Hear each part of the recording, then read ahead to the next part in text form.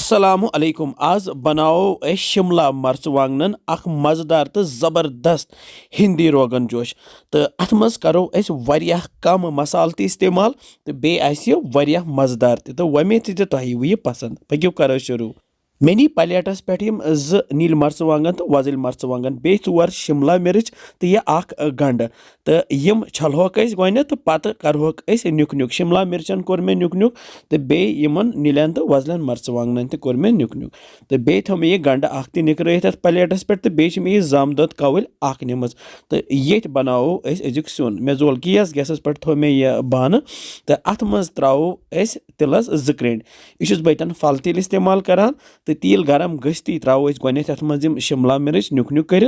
तो यम तलहोक तुत काल यम Hulk brown गसान Shimla मर्चवांगन सह सिन रन खासकर टमाटर सह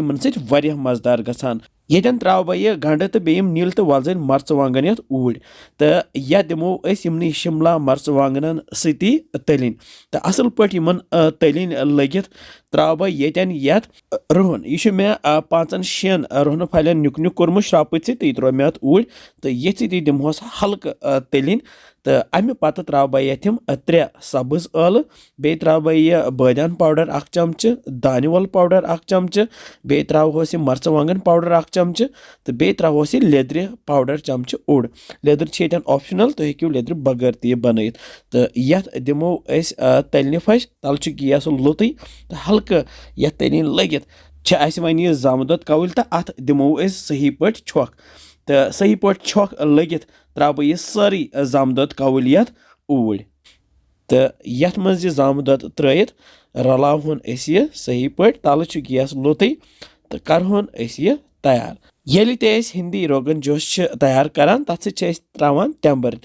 तो मगर यन त्रो बह ये तह तम बगैर त मजेदार गसान तो यन त्रो बह ये आब कवल